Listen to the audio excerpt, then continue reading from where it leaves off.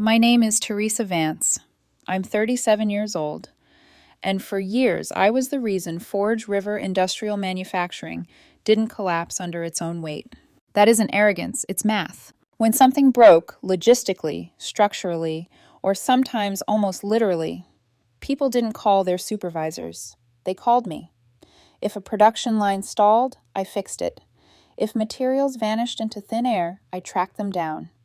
If inventory showed up mislabeled again, I corrected it before a manager could start screaming. When new hires panicked because they couldn't tell a work order from a packing slip, I trained them, quietly, efficiently, without credit. Forge River was a mess, held together by outdated machines, glitching software, and one exhausted woman who knew how to keep chaos moving forward. I didn't plan on working in manufacturing. I fell into it, learned fast, and became good under pressure, the kind of good people depend on but rarely reward. The better I performed, the more invisible my effort became. Competence, I learned, is treated like a public utility. At home, my life wasn't any lighter. I shared custody of my son, which meant school runs, homework, packed lunches, and trying to be emotionally present while my phone buzzed nonstop with emergencies from work. My boyfriend Daniel used to joke that Forge River had me on retainer emotionally, not just professionally. He wasn't wrong. I could never fully unplug. Even dinner came with interruptions. And then there was Thea Quinn, our regional director. She spoke about teamwork while treating me like machinery, valuable, replaceable, and expected to run without rest. In meetings, she'd interrupt me mid-sentence and repeat my ideas as if they were her own. When vendors praised my coordination, she redirected the credit toward her leadership structure. Her son Evan Quinn was worse. He drifted through the plant like effort offended him, never worked a real shift, never learned the systems. He asked questions that revealed he didn't understand basic manufacturing concepts yet. Thea treated him like a future executive in training. Every mistake he made was excused. Every complaint was dismissed. 4 months before everything fell apart, Thea started hinting at a major leadership opening. "We need someone dependable," she'd say, looking directly at me. "Someone who already carries half of operations." For the first time in years, I let myself believe it. I shouldn't have. The praise came with strange smiles. Evan started hovering more, and everyone else seemed to know something I didn't. I was walking straight toward the dumbest week of my life. The hints didn't stop after that. If anything, they became more deliberate, carefully vague, strategically flattering, just specific enough to keep me leaning forward without ever giving me something solid to grab onto. Thea started looping me into higher-level conversations, or at least pretending to. She'd forward emails with comments like, "Thought you'd want visibility on this." She'd ask my opinion in meetings, then reframe it in her own words 5 minutes later, watching the room nod as if the thought had originated from her. Sometimes she'd say things like, "When this transition happens, we'll need stability," and pause long enough for everyone to glance in my direction. Coworkers noticed. A production lead stopped me near the lockers one afternoon and said, "Looks like you're finally getting what you deserve." Someone from receiving joked, "Guess we'll have to call you boss soon." Even the warehouse supervisor, who normally communicated in grunts, gave me a rare nod and said, "About time." I told myself not to get ahead of things. But hope has a way of slipping in when you're exhausted. When you've been carrying weight for years, and someone finally acknowledges it even falsely, it feels like relief. At home, Daniel was less convinced. "They still haven't told you anything concrete," he said one night while we cleaned up after dinner. "No title, no timeline, no compensation talk." "They wouldn't say it outright yet," I replied. "They're restructuring." He dried his hands slowly. "They've been restructuring for as long as I've known you." I didn't argue, because a part of me already knew he was right. But another part, the tired part, the hopeful part, wanted to believe that logic would finally win. What bothered me most was Evan. Every time Thea praised my dependability, Evan appeared. He'd hover near my desk, ask surface-level questions, nod like he understood, then jot down notes that didn't connect to reality. He started dropping buzzwords in conversation: optimization, scalability, strategic alignment. Phrases that sounded impressive until you realized he couldn't apply a single one of them correctly. Once during a walkthrough, he pointed at a piece of equipment and asked me, "So this is where the supply chain bottleneck originates, right?" "It wasn't, not even close," I corrected him gently. He smiled like a kid being indulged and said, "Right, right." Same idea, though. It wasn't the same idea, not at all. I ignored the unease because ignoring things had become second nature. You don't question promises when you're running on fumes. You accept praise when it finally shows up, even if it feels rehearsed. Looking back, the signs were everywhere. Thea's compliments always came with conditions. Evan's presence kept increasing, and everyone else acted like the outcome was obvious, but not in the way I thought. I assumed the clarity meant I was finally being seen. I didn't realize I was being studied. The morning of the announcement felt wrong in a way I couldn't quite name. People were friendlier than usual, but it wasn't relaxed friendliness. It was careful, loaded. As I walked through, the plant heads lifted. A few people smiled at me like they already knew how the story ended. Someone in receiving leaned over and said, "Big day for you." Another guy on the floor gave me a thumbs up. Even the warehouse supervisor muttered, "About time." I kept my expression neutral, but my chest felt lighter than it had in months. For once, it didn't feel like I was walking into a fire. The meeting was upstairs in the conference room. Everyone squeezed in, wearing high-visibility vests and steel-toe boots. The air smelled like machine oil, and burnt coffee forged River's permanent atmosphere. Thea stood at the front, with her posture perfectly rehearsed, like she'd practiced the moment in a mirror. Evan hovered beside her. That should have been my first real warning. Thea cleared her throat. "Thank you all for coming. Today marks a new direction for Forge River Industrial Manufacturing." She talked about innovation, about restructuring, about fresh leadership energy. Half the room looked confused. A forklift operator beside me whispered, "Why does she sound like she's announcing a movie premiere?" She dragged it out, savoring the moment, glancing at Evan like the room existed for him. Then she finally said, "Please join me in congratulating our new regional operations lead, Evan Quinn." The silence came first. Not shock exactly, more like disbelief trying to process itself. Then a few claps started thin and awkward. Some people stared at the floor. Others looked straight at me with pity in their eyes, like they were afraid I might shatter. Evan stepped forward, smiling like he'd just won an award he didn't understand. "Thanks, everyone," he said. "I'm excited to revolutionize production flow and integrate advanced methodologies into our daily processes." None of it meant anything. A maintenance guy near the back mouthed, "What the hell is he talking about?" Someone else rolled their eyes. I kept my face still, but inside something recalculated. Every conversation with Thea over the past 4 months replayed in my head, each one suddenly clearer. When the meeting ended, people shuffled out in silence. A few coworkers patted my shoulder. One said, "Hang in there." It felt worse than anger. Evan stopped me near the doorway. "Hey, Teresa," he said, leaning in like we were friends. "I'm going to need you to babysit operations while I adjust." I blinked. "Babysit?" "Yeah," he said brightly. "Mom says you're the stability person. You'll cover the details while I focus on the big picture." The big picture. Before I could respond, Thea appeared beside him. "We're counting on your support during this transition," she said loudly. "Evan has a visionary approach. You'll help anchor his ideas." Anchor them, like dead weight. I walked back to my desk, knowing with absolute clarity that the promotion had never been real. Evan's first transition session happened less than an hour later. Thea's assistant appeared at my desk with a practiced smile and said, "She wants you in the conference room. No explanation, no choice implied." When I walked in, Evan was already standing at the whiteboard marker, uncapped, confidence inflated. The board was covered in circles and arrows that looked like a child's attempt to map a theme park. "Okay, Teresa," he said, tapping the board. "This is how I want to restructure production flow." He started explaining, and it unraveled almost immediately. Materials arriving before procurement approval. Machines scheduled without changeover windows. Shipping timelines that assumed products existed before they were built. It wasn't just wrong, it was impossible. "That can't work," I said carefully. "You're skipping half the process." Thea cut in instantly. "Let Evan finish." I tried again when he suggested bypassing quality checks to increase output. "That will get us shut down." She didn't even look at me. "You're focusing on minutia. Evan is focusing on strategy." Minutia, safety, compliance, the things that kept people employed and machines from exploding. Evan finished like a proud professor and snapped a photo of the board.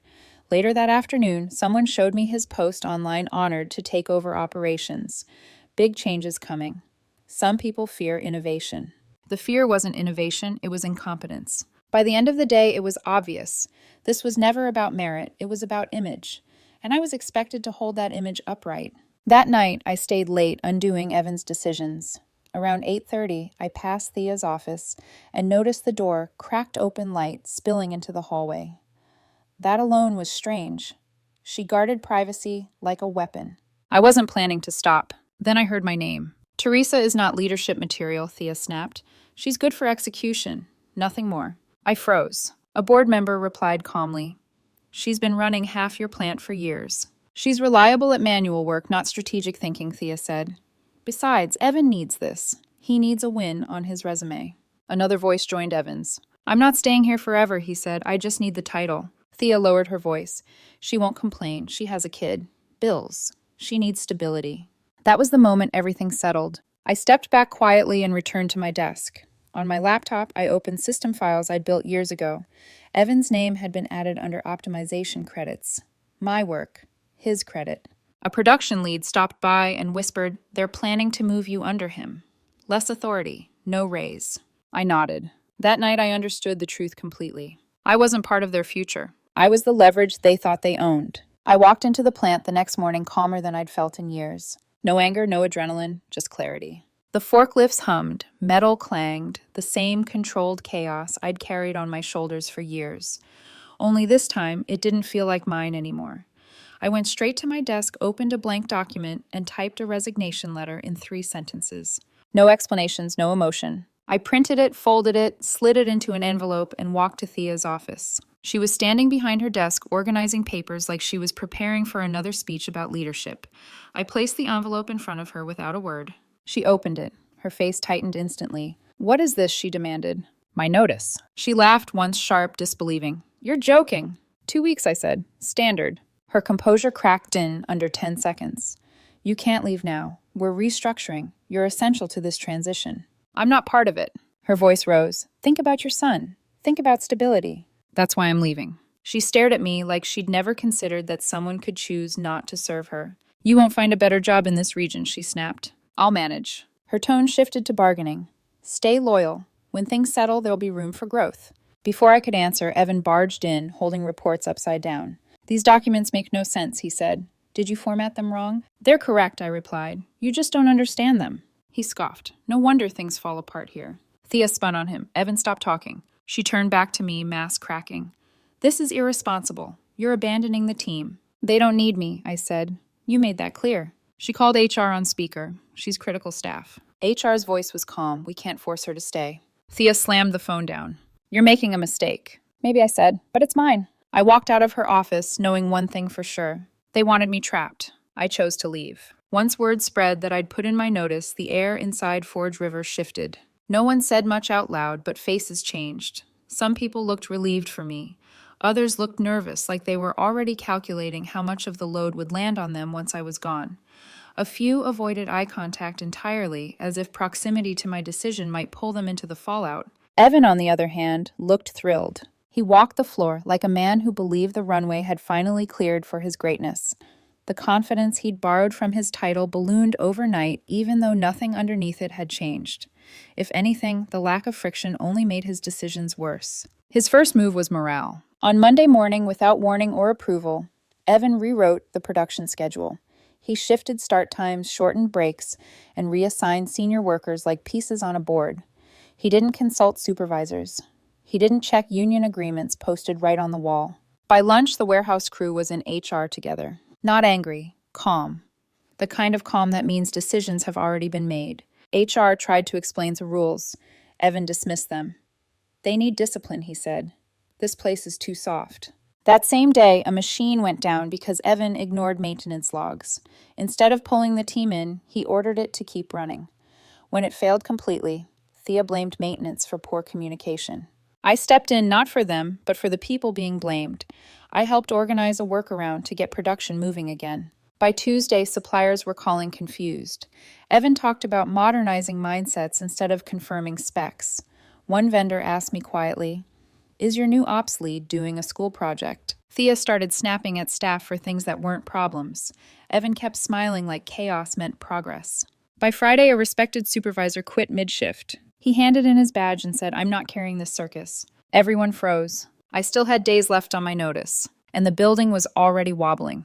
By the start of my second week, the wobble had turned into a visible lean. You could feel it in the way people spoke, lower voices, shorter sentences, eyes darting toward offices instead of focusing on the floor. Forge River had always been chaotic, but it had never been uncertain. Now uncertainty seeped into everything. Client complaints started stacking up almost immediately. 2 contracts flagged missed deadlines. One supplier escalated a warning after Evan promised accelerated output without checking capacity. When production failed to hit the numbers he'd invented, he blamed procurement. Procurement blamed scheduling. Scheduling blamed leadership. Leadership blamed everyone else. Thea's reaction was pure panic dressed up as authority. She yelled more. She micromanaged less effectively. She started rewriting narratives instead of fixing problems. When HR cautioned Evan again about union compliance, she waved it off. They'll adapt, she said. They always do. They didn't. Midweek, the warehouse crew filed formal grievances, not threats documentation. HR's tone shifted from cooperative to careful. That was the moment management should have slowed down. Evan sped up. He changed schedules again. HR warned him directly. He ignored them. They're replaceable, he said openly. No one wants these jobs. By Thursday afternoon, a major client sent a blunt email. If leadership decisions continue without coordination, we will reevaluate this partnership. Thea dismissed it as exaggeration. Friday morning, I overheard 2 supervisors whispering near the lockers. One said, if she fires anyone else to save face, this place is done. She did. That afternoon, Thea fired a procurement manager, a calm, competent woman who'd worked there longer than Evan had been an adult. The reason given was undermining leadership. The real reason was that she'd told Evan his imaginary priority shipment didn't exist in the system. The backlash was immediate. Half the department filed complaints. HR escalated it to the board. And for the first time since I'd worked there, I saw fear in Thea's eyes. Not frustration, not anger, but fear. The board arrived early the following week. They didn't call a meeting. They didn't tour the plant. They went straight into closed-door sessions. By noon, word spread quietly through the floor. Thea Quinn had been stripped of authority. She didn't storm out. She didn't make a speech. Security walked her to her car while she stared straight ahead, jaw clenched, still wearing the posture of someone who believed power could be reclaimed if she held it tightly enough. Evan didn't take it well. He exploded on the floor later that day, yelling at staff over mislabeled pallets. Someone recorded it. HR pulled him away before it got worse. After that, he started telling anyone who'd listen that the environment was toxic, that the place was beneath him. Forge River didn't collapse all at once. It leaked. And once the leak started, no amount of duct tape could hold it together. My final day at Forge River came and went without ceremony. I arrived early, cleared my desk, and wrapped up what I could without creating new dependencies. I didn't leave instructions for leadership. I left them for the people who actually did the work, the ones who'd been carrying the place quietly the same way I had. A few coworkers stopped by to shake my hand. Some thanked me. Some just nodded, like words wouldn't do anything but make it harder. I didn't go near Thea's office. She didn't come near mine. By then, whatever power dynamic she thought existed had already expired. When the shift ended, I walked through the plant one last time. Machines running, forklifts weaving, the same noise, the same rhythm.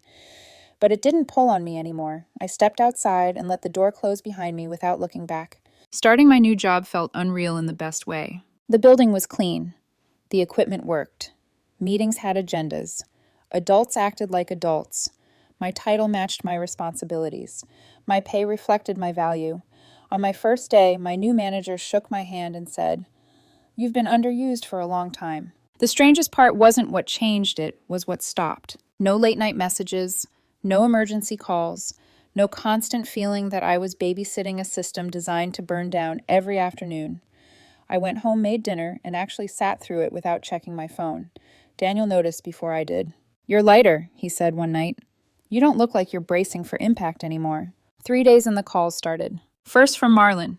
"You didn't hear this from me," he said, "but Forge River lost 2 contracts already. Clients don't want to deal with Evan." The next day, another call. Unions pissed. He changed scheduling again. Then screenshots. Pallets stacked wrong. Lines shut down. Orders mismanaged into chain reactions. Every update confirmed what I already knew. Forge River was operating exactly the way it had chosen to, and this time I wasn't there to save it. The updates didn't slow down after that. If anything, they became more specific. A coworker sent me a screenshot of a LinkedIn post from one of Forge River's biggest clients. It didn't name names, but it didn't need to. When companies reward entitlement instead of competence, operations collapse. The comments were brutal. People shared stories about nepotism destroying entire facilities. Someone asked outright if the post was about Forge River. It was. Then came the article. Industry publication. Big headline. Regional manufacturer faces internal collapse amid leadership failures and nepotism. I read it over lunch, scanning the details with a strange sense of distance. Anonymous employees describe mismanagement, client losses, and the sudden departure of a veteran coordinator that exposed structural weaknesses. They didn't mention me by name, but they didn't have to. 5 minutes later, my phone buzzed. They removed her. The board had stripped Thea of her remaining authority and pulled her from the facility completely. Security escorted her out. Not long after, Evan had a public meltdown and was pulled off the floor. He started telling people the environment was toxic beneath him. That part didn't surprise me. Evan couldn't survive where competence mattered. What surprised me was what followed. My new company forwarded me inquiries from former Forge River clients. They weren't asking for miracles.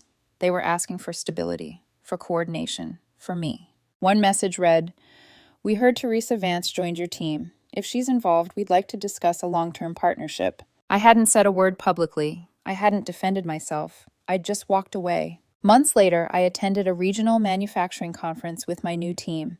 Organized, calm, professional. During a coffee break, I noticed a familiar figure standing alone near the back wall. Evan. He looked smaller somehow. Wrinkled suit, tense posture. When he spotted me, his expression flickered before he walked over. "I'm sorry," he said quietly. "I didn't know what I was doing. I shouldn't have treated you the way I did." I nodded once. He didn't ask for forgiveness. He didn't linger. He walked away lighter than when he'd approached. That was enough. Forge River continued unraveling after that. Contracts canceled, departments emptied, audits launched. Evan resigned months later without notice. The plant never recovered. Meanwhile, my life did. My schedule stabilized. My work grew because opportunity showed up, not because chaos demanded it. I picked my son up from school more often, ate dinner without interruptions, went home with energy instead of exhaustion. Forge River fell under the leadership it chose, and I became exactly what the industry looked for once the noise cleared.